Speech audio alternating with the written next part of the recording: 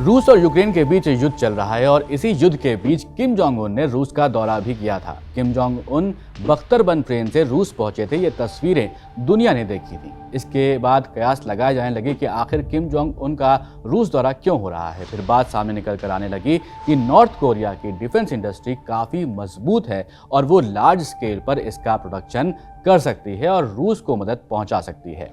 वहीं जिस तरह से रूस और यूक्रेन की लड़ाई बढ़ती जा रही है, ऐसे में रूस के लिए गोला बारूद की आपूर्ति के लिए प्योंगयांग एक अच्छा ऑप्शन हो सकता है। वहीं पर आपको बता दें कि अमेरिका ने भी इस बात को पहले कहा था कि रूस ने नॉर्थ कोरिया से मिलकर हथियारों का सौदा किया हुआ है और रूस कथित रूप से उससे गोला बारूद की सप्लाई ले सकता है। जब किम जोंग उनका रूस दौरा हुआ था, उसके बाद भी रूसी अधिकारियों ने इसकी पुष्टि नहीं की थी कि ऐसा कोई सौदा दोनों देशों के बीच में हो रहा है, लेकिन इस दौरे से संकेत तो मिल ही गए थे। अब हम ऐसा आपसे क्यों कह रहे हैं? ऐसा इसलिए कह रहे हैं क्योंकि हाल ही में बीबीसी की एक रिपोर्ट में इस बात का दावा मिलता है कि रूस की तरफ से जो मिसाइलें दागी गई हैं वो रूस की हैं ही नहीं, और कुछ ऐसे सबूत मिले हैं जिनसे ये पता लगता है कि मिसाइलें नॉर्थ कोरिया की हैं। इस वीडियो में इसकी पूरी डिटेल समझने की कोशिश करते हैं कि आखिर पूरा मामला है क्या। लेकिन इस वीडियो में आगे बढ़ें उससे पहले आप ज़रूर हमारे चैनल को सब्सक्राइब कर लीजिए। फेसबुक या फिर इंस्टाग्राम पर आप हमें देख रहे हैं तो ज़रूर हमारे पेज को फॉलो कर लें। मेरा नाम है सैयद सोबान, आप देख रहे हैं स्विच। बात 2 जनवरी की है, इसी साल की है। यूक्रेन के खार्किव में एक मिसाइल गिरती है जिससे वहां की एक इमारत को नुकसान पहुंचता है। इसके बाद सेना को सूचना दी जाती है और जांच शुरू होती है। यूक्रेन की राजधानी कीव में कुछ मलबा भी मिलता है। बीबीसी की रिपोर्ट के मुताबिक क्रिस्टीना किमचुक नाम की एक यूक्रेनी हथियार इंस्पेक्टर हैं, उनको भी इस मलबे की जांच में शामिल किया जाता है। किमाचुक कॉन्फ्लिक्ट आर्मामेंट रिसर्च यानी CAR के लिए काम करती हैं। ये जो ऑर्गेनाइजेशन है ये युद्ध में इस्तेमाल हथियारों को बरामद करके उस पर रिसर्च करती है ताकि ये पता लगाया जा सके कि वो कैसे बनाए गए थे, कहाँ से आए थे, ये सारी चीज़ें। किमाचुक मलबे से हर एक छोटी बड़ी चीज़ों को इकट्ठा करना शुरू करती हैं। हर एक चीज़ की फ़ोटो ली जाती है।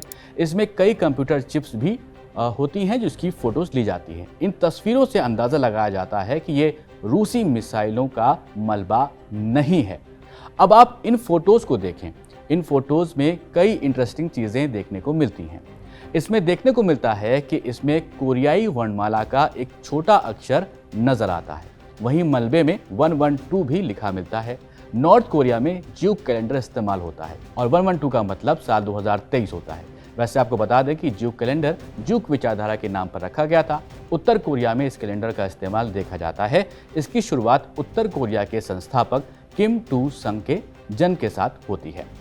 इन फोटोज के देखने के बाद ये पता लगता है कि रूस की तरफ से नॉर्थ कोरिया के हथियारों का इस्तेमाल किया जा रहा है। लेकिन जिस मिसाइल की जांच हुई उसमें एक्सपर्ट्स ने इस बात का खुलासा किया है कि 2 जनवरी को जो मिसाइल दागी गई थी, जिससे हमला किया गया था, तो हो सकता है कि वो उत्तर कोरिया की सबसे कम दूरी वाली मिसाइल हवांगसोंग 11 थी, जो 700 किलोमीटर तक की दूरी तय करने में सक्षम है।